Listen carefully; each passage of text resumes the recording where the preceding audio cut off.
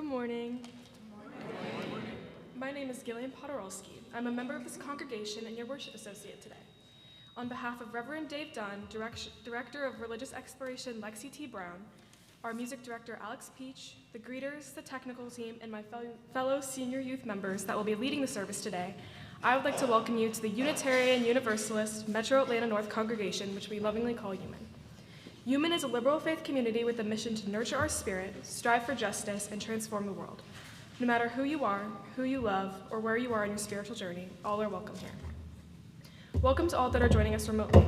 If you are a visitor with us for the first time and feel comfortable doing so, would you please stand and tell us your name and where you are from so that we can worship as one another's friends? Are there any visitors on my right? On my left? We would like to acknowledge the land upon which this congregation is situated is the former home of the Muskogee and Cherokee nations and those who have gone before them. Also, we would like to thank the children who attend Kids Community for painting the river of reflection and gratitude you've already walked across this morning, and Cal and Aria for helping with the service. We have several adult enrichment offerings during second hour after service. They are listed in your order of worship, along with the youth RE schedule and some upcoming UUMAN events. The annual UUMAN Talent Show is happening on Saturday, March 22nd. If you can sing, juggle, recite Shakespeare, or play an instrument, even the harmonica or kazoo, now is your chance to dazzle your friends. We have a stewardship announcement this morning from Carla Rosati.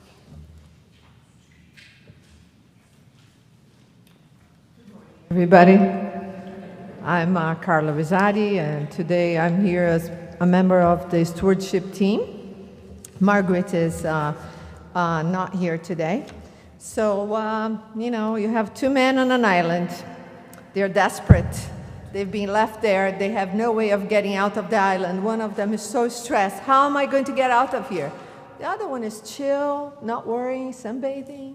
And the stressed man is like, how can you be so chill, man? We don't know how we're going to get out of here. And the chill man says, you have no idea. I'm the highest contributor to my church stewardship pledge campaign. They'll come and get me.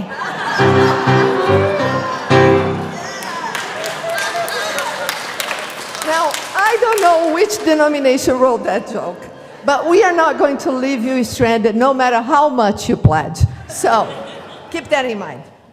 All right, so as of now, Friday, end of the day, we had 20 pledges for $48,600. Yay! Now, that's great, but who can tell me which one is our goal for this pledge campaign? Lynn? Yes, 300,000. So we have a ways to go, people. We designed this campaign to be short and sweet. We only want to keep bothering you about this in March. So we have 2 weeks left in March. So you all that have your pledge form sitting on your desk need to get going with this because we need to raise this money, okay? So we don't want Margaret and I start calling you like NPR. Hello, we'll put you on the line. We'll, spotlight you. You don't want that. We don't want us to be calling you. So please get going with your pledge. What else do I want to say? Oh, you have a brochure on your seats there that explains more about the pledge campaign. I'm going to be out in the hall with a table. I can answer more questions. And lastly, last week we had a trivia challenge, and some of you took us up. And we have 2 winners that are going to get this super cute candle holders that Lynn Hanna has designed and created. They are super cool. I wish I had one.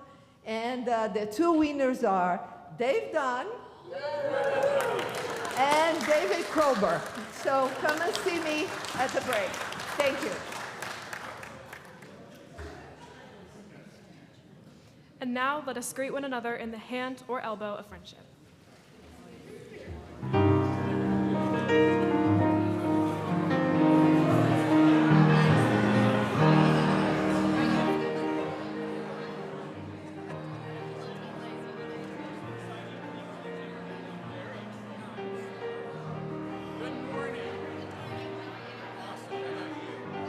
Excellent.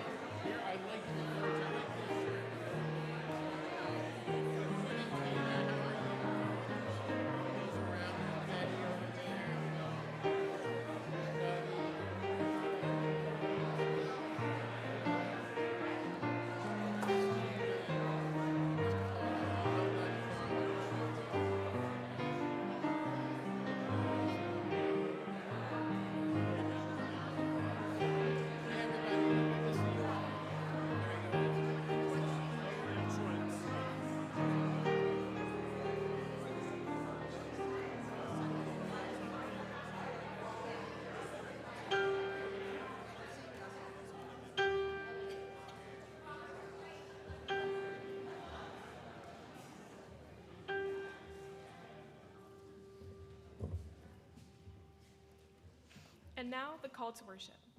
Let beauty in. Let beauty in like waves lapping on the shore, covering the beach and soaking the sand like an embrace. Let beauty in.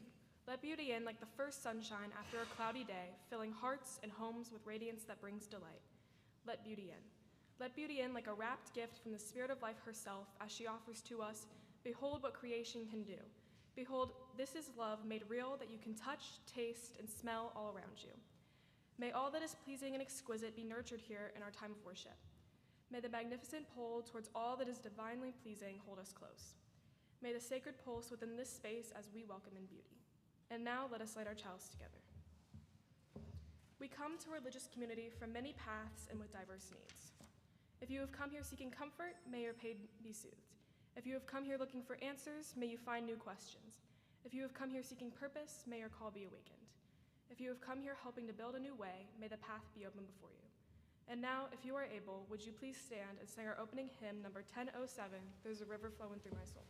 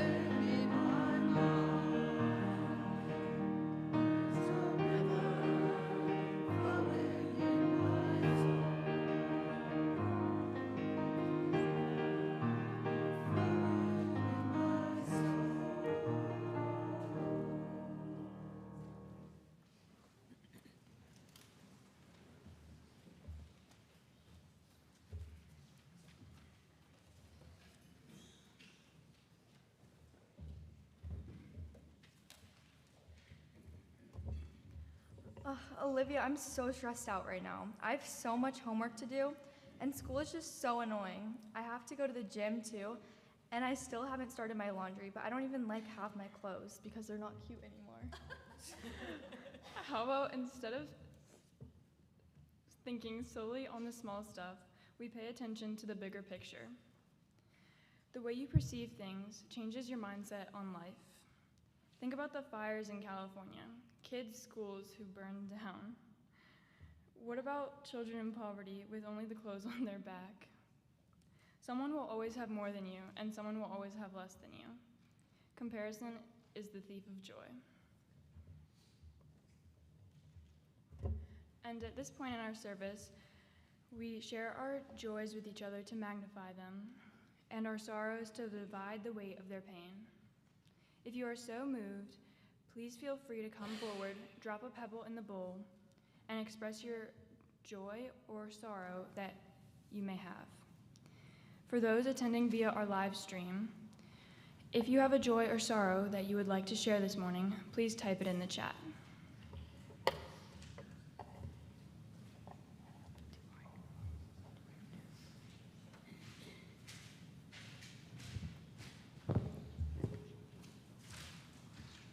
Good morning, I'm Kathy Bruce, I'm a member here. And my sister, they believe she has Parkinson's, my younger sister, and she's going to be officially diagnosed this week, so pebble of concern.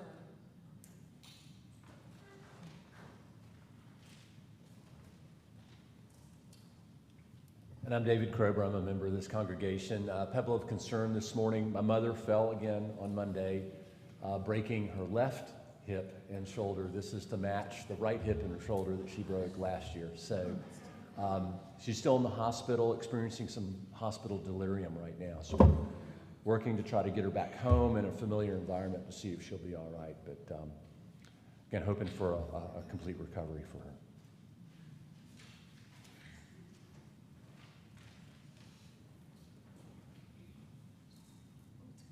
It's green.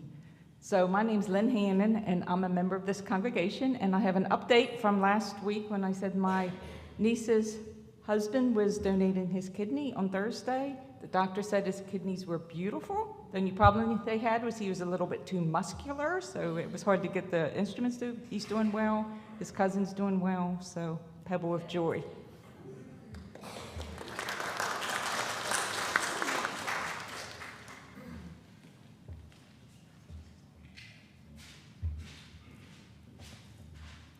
I'm Miriam Patanian and a member of this congregation, and my joy is for the senior and junior youth who have put this service together. It's always one of my favorite ones. Whether or not one of my own children is in the service, which she is today.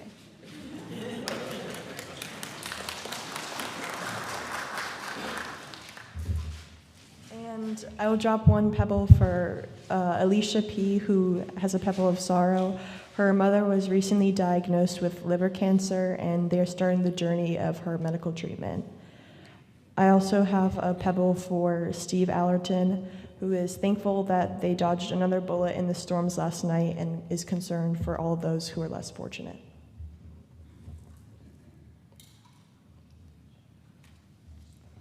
One final pebble for all those joys and sorrows still too tender to escape the folds of our hearts.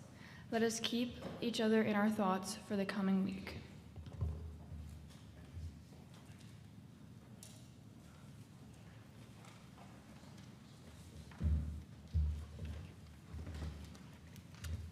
Life isn't always easy.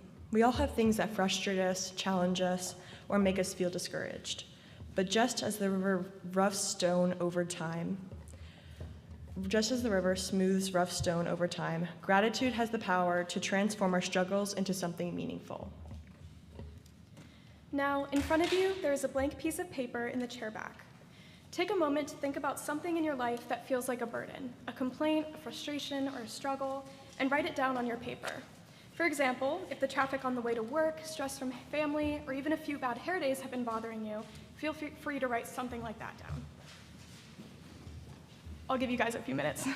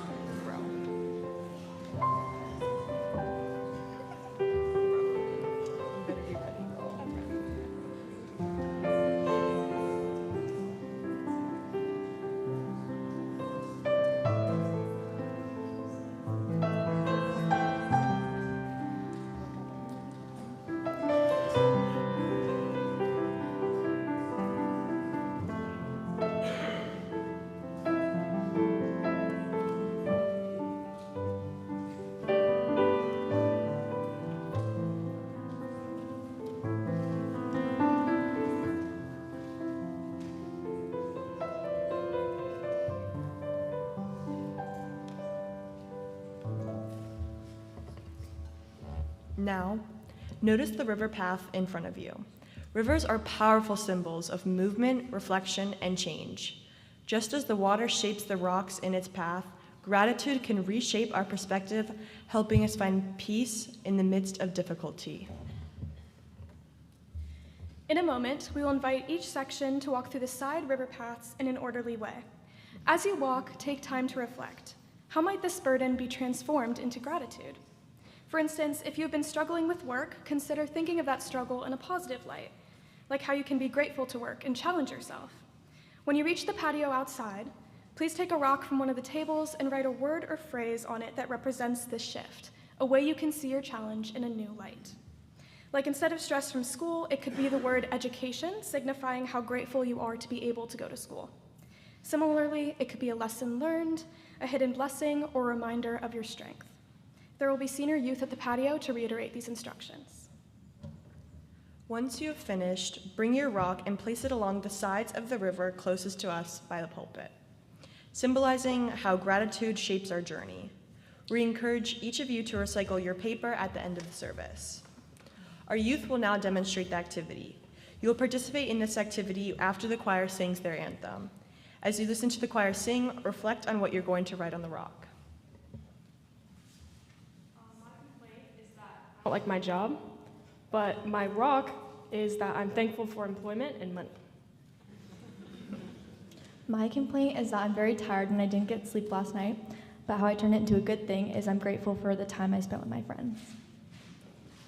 So my complaint is that the bus ride to school is so long, and on my rock I wrote contemplation because even though it's pretty long, it gives me a moment to sit with myself and think through what I'm going to do for the rest of my day.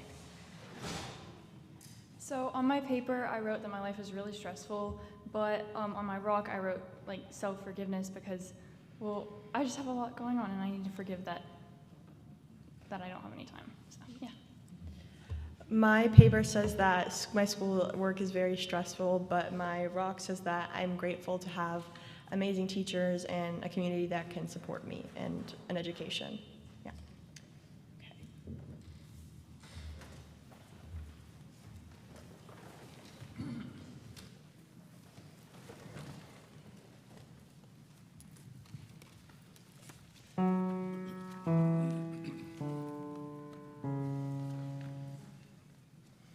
Troubled water, trouble, God's gonna trouble, God's gonna trouble, God's gonna trouble, God's gonna trouble, God's gonna trouble. Wade in the water, children, wade in the water, God's gonna trouble the water.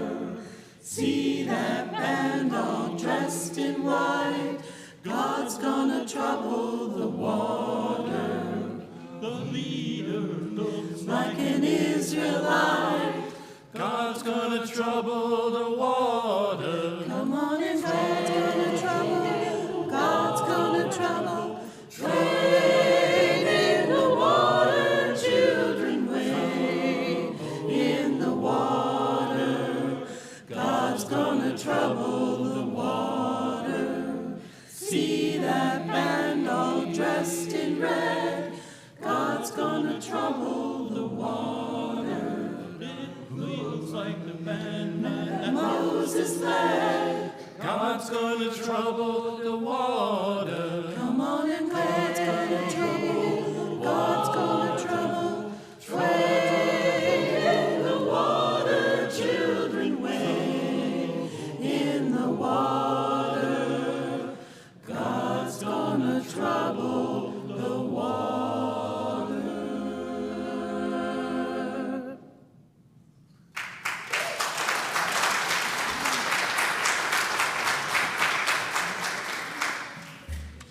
Okay, and now we will begin.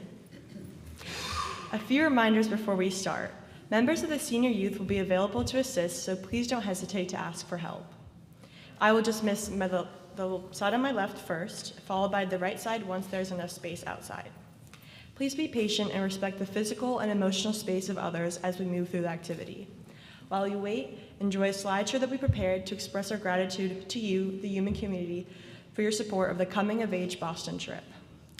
I will now begin the activity. I would like the choir and any members on my left willing to participate in the activity to rise with their reflection papers and walk along each side of the rivers, thinking about how you can change this complaint into a gratitude.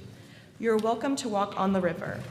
You will follow this path to the outdoor patio, where the senior youth will hand out rocks and paint markers on the tables that you can use to write on the rock. Remember, it should be a word or phrase that symbolizes the way you can reconstruct your struggle into a blessing. Once you're done, you may head back into the worship hall through the main door and place your rock on the front river. Anyone to the left, you may rise. The senior youth will split you up into two halves to walk along the sides of the river.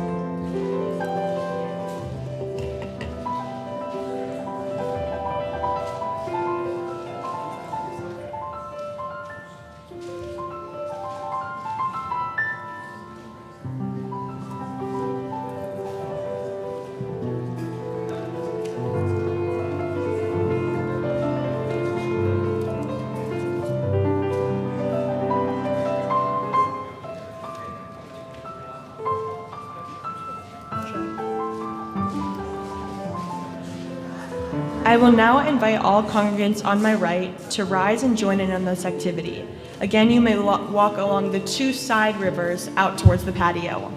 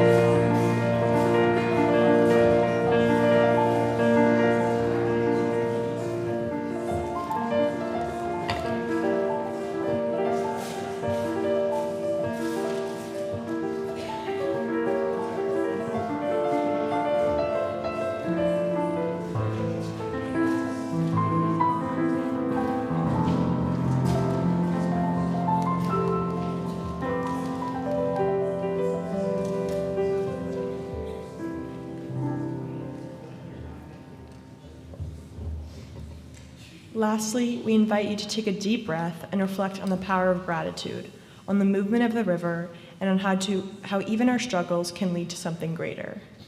We will be placing these rocks outside in the nature after the service is complete.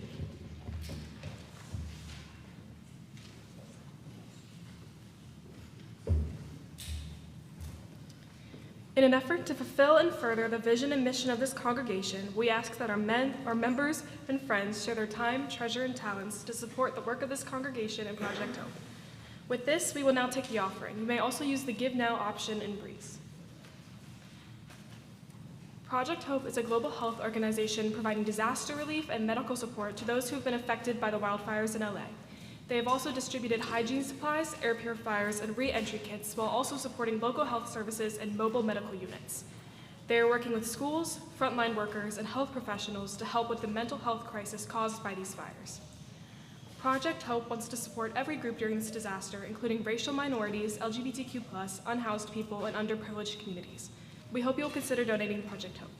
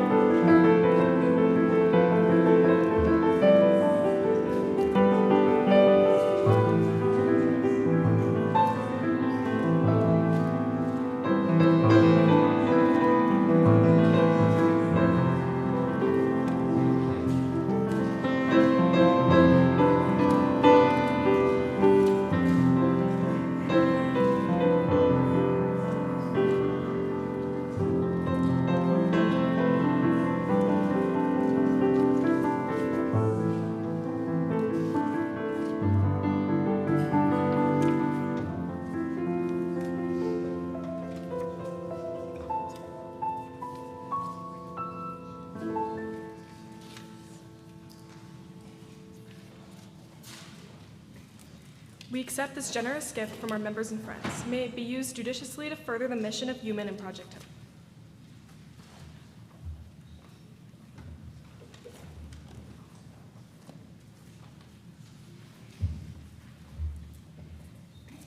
We live in a world that gives us plenty to complain about. Work is overwhelming, traffic is soul-sucking, the headlines are crushing. There are always days where it feels exhausting just to get out of bed. But in the midst of all of this, we are called again and again to gratitude. Not because life is perfect, but because gratitude has the power to transform how we see and experience the world. What if every complaint was an invitation? What if, instead of frustration, we saw our grievances as gentle nudges toward deeper awareness and appreciation? We complain about traffic, but how often do we give thanks for the places we get to go? We grumble about work, but do we acknowledge the purpose, community, or quality of life it provides? We lament the passing of time, but do we celebrate the fact that we are here now, living and breathing in this moment? Ralph Waldo Emerson once wrote, "Cultivate the habit of being grateful for every good thing that comes to you, and to give thanks continuously. And because all things have contributed to your advancement, you should include all things in your gratitude." Now, I understand this is a hard pill to swallow when it comes to things that really hurt or that threaten our well-being, but I really want to stress that gratitude is not about denying hardship or pretending that everything is fine. It is about choosing to see, even in difficulty, the threads of beauty and meaning that hold our lives together. It is about shifting our focus, not to ignore the struggle, but to recognize the gifts that exist alongside it. Because gratitude is not just a feeling, it is a practice. It is something we must nurture and develop moment by moment, day by day. It is a lens we put on when we wake up in the morning, and a habit we reinforce with every word, every interaction, and every small act of recognition. So what if we made gratitude a daily ritual? What if, before opening our emails or scrolling through the latest news, we paused to name one thing, just one, that we are grateful for? What if, instead of waiting for life to be perfect before appreciating it, we embrace its imperfection as part of the gift? Gratitude does not erase our challenges, it reframes them. It reminds us that even in chaos, there is kindness, even in pain, there is growth, and even in darkness, there is light. So the next time you feel frustrated or upset, I hope you will ask yourself, what is also true? And I hope that you find some solace in the answer.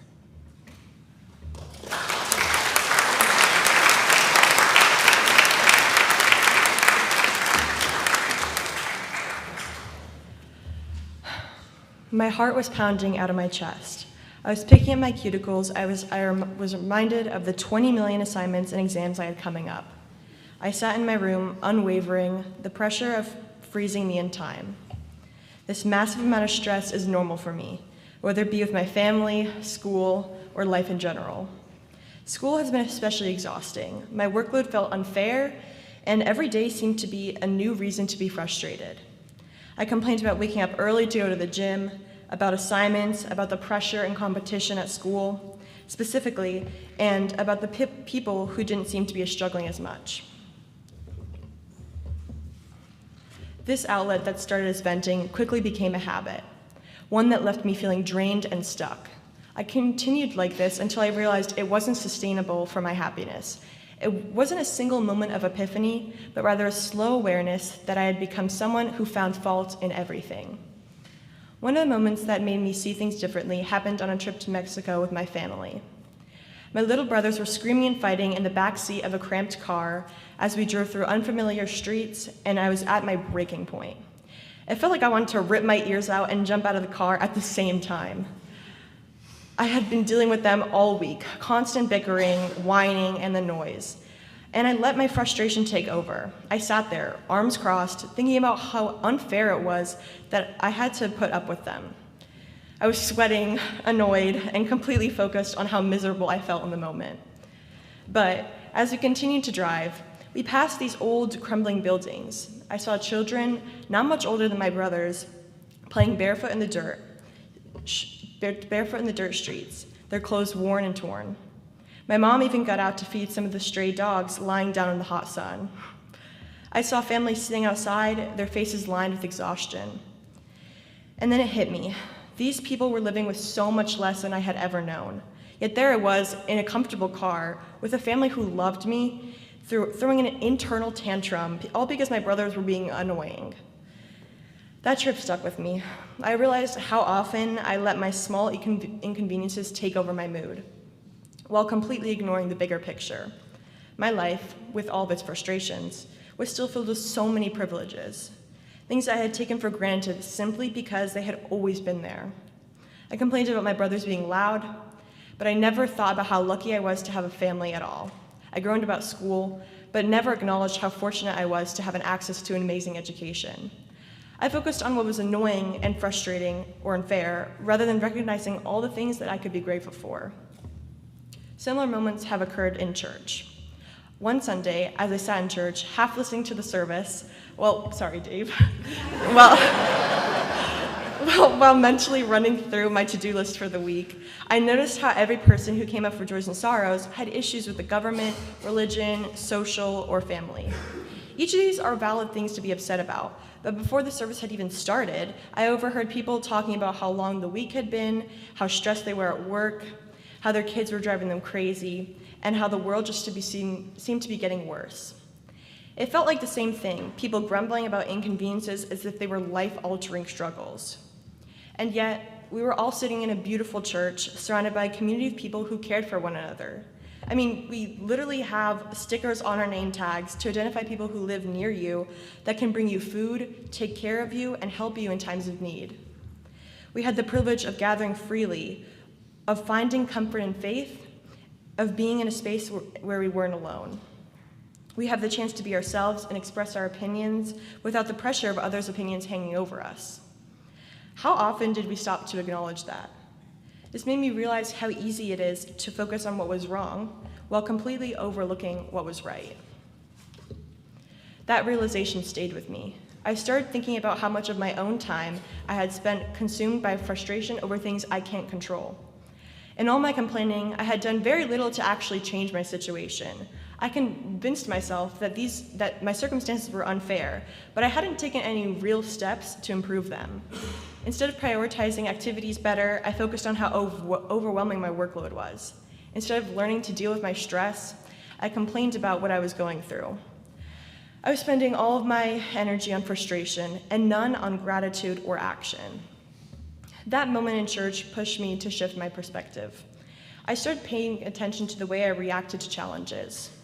When I caught myself about to complain, I tried to remind myself how lucky I was to be there in the first place and that I'll be able to overcome the challenge as long as I put myself in the right position and work hard. It wasn't easy at first. Complaining is effortless. It requires no action, no responsibility, just a release of frustration. But as soon as I found out I can't control my family, my friends, politicians, teachers, or even strangers, no matter how hard I try, everything changed. In all of this complaining, I had spent time trying to control others instead of realizing that it was impossible. There was one person in the whole world who could control my life and my thoughts, me.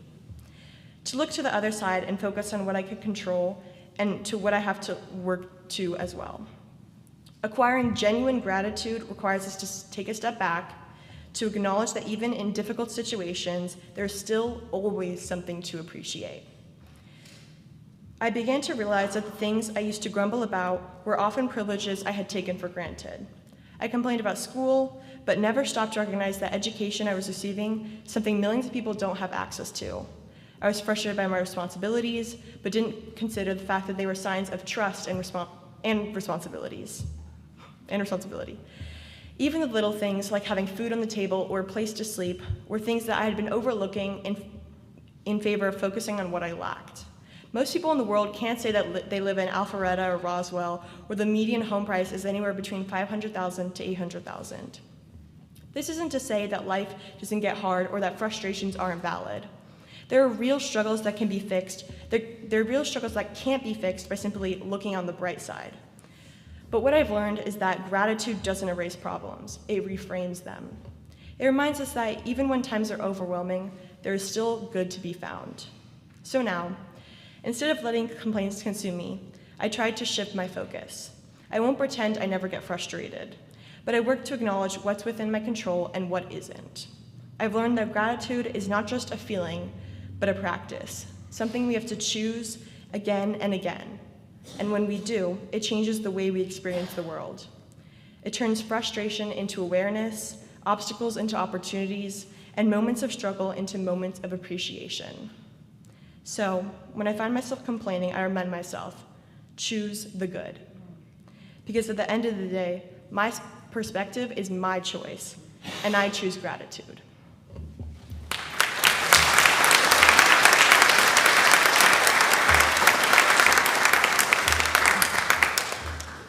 And now, as you are able, would you please stand and sing our closing hymn, number 1064, Blue Boat?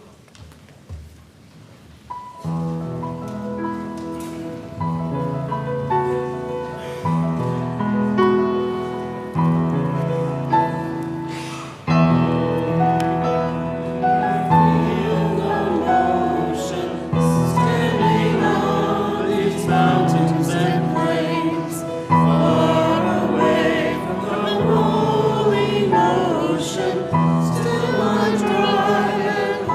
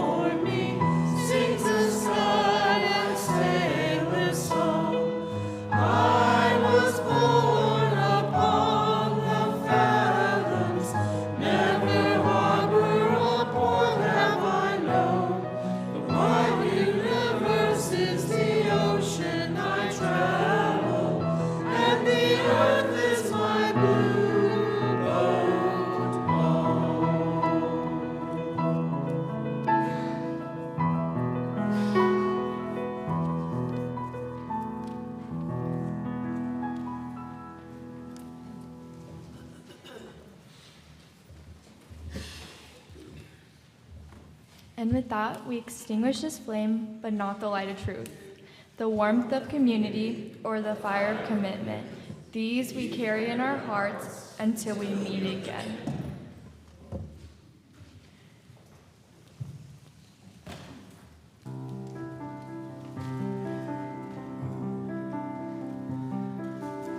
There is a love holding me. There is a love holding all that I have. There is a love holding us. I rest in this love.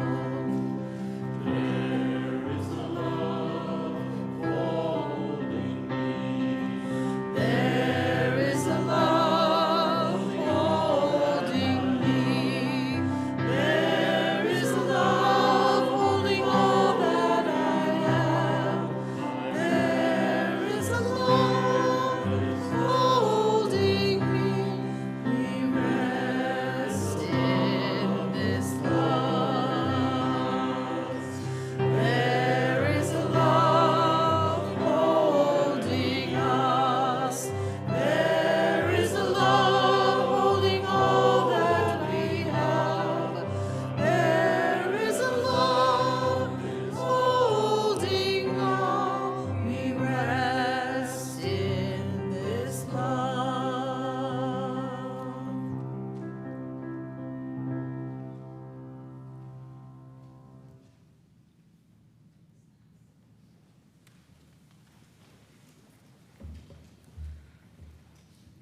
May you be changed. May you leave this time together changed. May the promises you have made to yourself about who you want to be feel closer to the reality of who you are right now. May you share that feeling of transformation wherever you go. May it spread into every word, deed, thought, and interaction until we are all changed, transformed, and transforming together, becoming our better selves. Go in peace and enjoy your week.